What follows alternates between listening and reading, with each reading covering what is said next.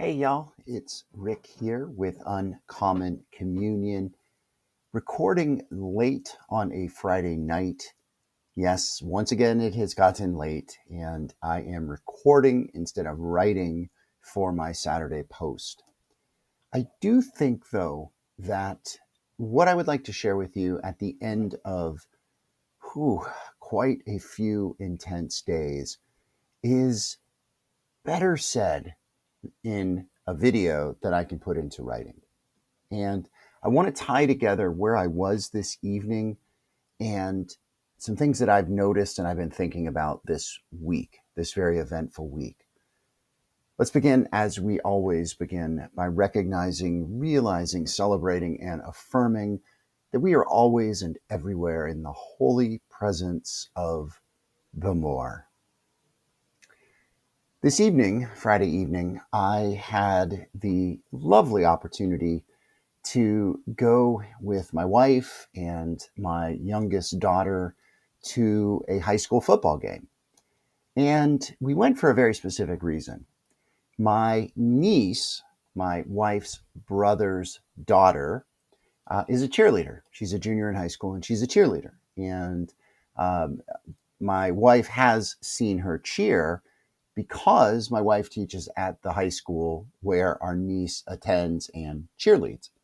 But my daughter and I had not seen our niece cheerlead, so it was a great opportunity to do that.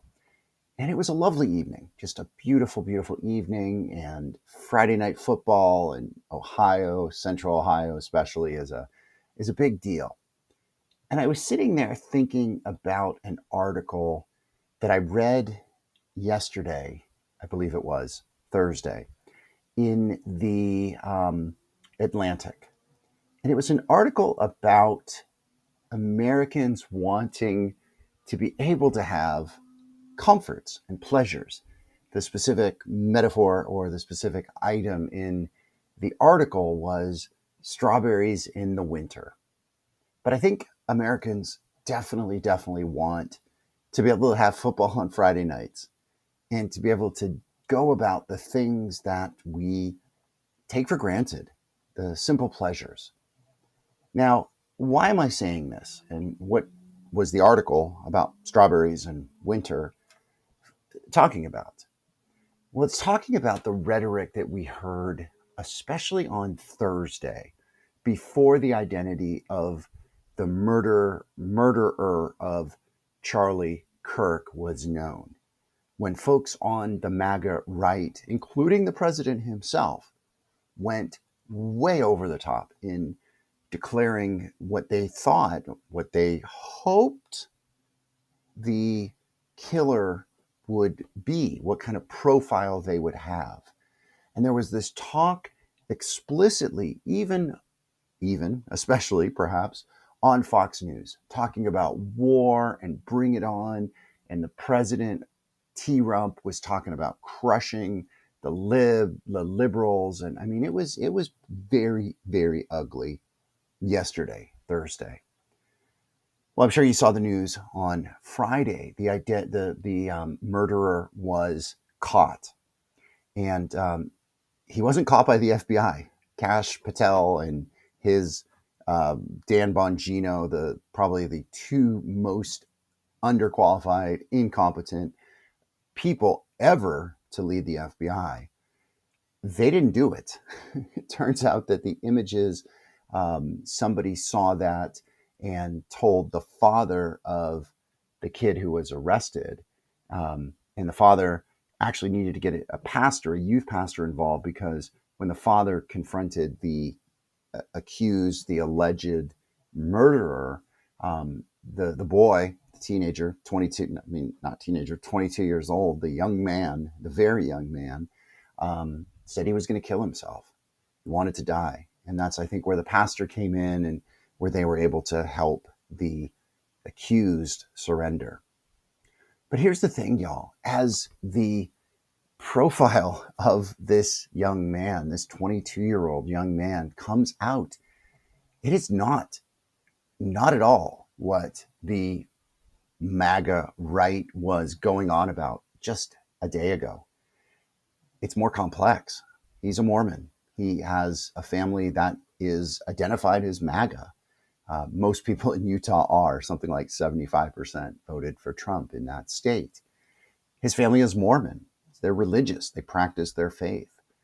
And the captions that he put, and that's what we're going on right now, onto the bullets, onto the casings, the shell casings, very much seem to be from, as I hear, people who are experts, not me, in this world, from the video game world. And especially from this subclass in the far right, the white supremacist white, that is around this figure, Nick Fuentes. Now, I'm not going to go into all these details because you could look these up and you've probably seen these in stories today. But it seems that there is, and again, we won't know this until and unless the accused murderer confesses or more information comes out, if there's a manifesto or something like that that is found. But it seems very clear that this group, this Nick Fuentes group called the Groupers, something like that, they have had it out towards Charlie Kirk because they felt that Charlie Kirk wasn't radical enough, that he was too mainstream, that he was a poser, that he didn't carry the cause enough. So it seems entirely possible that the accused murderer was not from the left, not from the group at all that T. Rump and others were proclaiming that they believed what it was, but from even further to the right of Charlie Kirk. And that would turn the whole narrative, the whole vision upside down. So I bring that up because just as an important note that we're looking at a very different situation in the facts, in what we know, than we were 24 hours ago. But here's the thing, y'all, and where the strawberries and the football come back in. The article in The Atlantic, and I'm going to put it for you here in the notes. I'll give it to you as a gift article. I love The Atlantic. I think it's an amazing, historic, modern, contemporary publication. But it does have a pretty high paywall, and it's expensive. It's $75 a year. And I don't know that they give a monthly option. So, I mean, that's a bit of change to put out. But I'm going to give you a gift article. And I encourage you to read it. It's relatively short. And I think it's hopeful in the sense that the author talks to a theorist, somebody that studies kind of history and revolutions and civil wars and those kind of things. And what she says is that Americans don't want a civil war. Why? Because I think in our guts, and by our, I mean the reasonable, decent people, not these online trolls, not these people who are, who are not living and checked in, who are disconnected, who are, all of those people that are loud and in power. Let's face it. I mean, they are in power right now, but the vast majority of Americans don't want that, because we know that if we ever encountered another civil war in this country, the first one was brutal enough. Hundreds of thousands of people died, and entirely communities were disrupted. Think about, cities and fields. It was just, they burned. It was horrible, right? And we Americans, we like our comforts. We like to be able to get strawberries in the winter, as the article talks about. And I think we know that if we were to go to a true civil war, like a shooting war, a war of violence, a war of attrition, a war like perhaps some are calling for, that it would upend everything. And then it's not worth it. It's not worth it. That we Americans here in Central Ohio, we want to be able to go to a football game on a beautiful Friday night. We don't want it to be something else. And that something else, actually, y'all, is one of the scenes in the recent movie from, I think it's more than a year ago now, is last spring of 24, Civil War, the movie about imagining what a future American Civil War could look like. And I might do another video at some point talking about it because it still haunts me a year and a half later.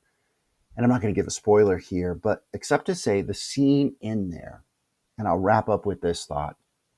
The scene in there is of a football field, a football stadium in West Virginia, somewhere in the Appalachians, which is a refugee camp for Americans.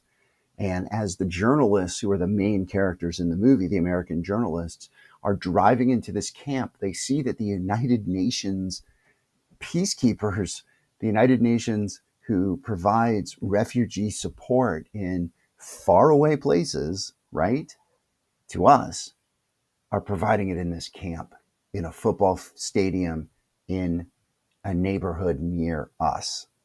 And we don't want that. Nobody wants that. And maybe these crazy cut off, people who are seeking power, yeah, I think they might want it. But the vast majority of us don't. And we need to make that clear nonviolently through our words and our actions and in what we do. And I think that is, for me, the takeaway as this week ends. I don't know if the political passion towards more violence has been dialed down in the revelation that we had today about who the accused murderer really is. But I'm glad nothing else happened since Thursday or since Wednesday when this happened, when Charlie Kirk was killed. And I really hope nothing else does. But we are in a cycle of violence, it seems. And we will pray for those who hate. We will pray for those who are unreasonable. We will pray for those who are lost, lonely, and left out. And may they find the help they need. May they find the connection that they are so clearly missing, seeking in the wrong ways and in the wrong places. And may we be able to reach out to them somehow. All right, y'all, I'm tired. It's been a busy week. Let's end as we often do here with the serenity prayer. God, grant us the serenity to accept the things we cannot change, the courage to change the things that we can, and the wisdom to know the difference. Thy will, not ours, be done. All right, y'all, one last thought. I look at myself here on the screen and I see that you're probably just seeing what my dog thinks. Well, my dog thinks I'm cool. So there you go. All right, y'all. Blessing and good. Be bold. Be well.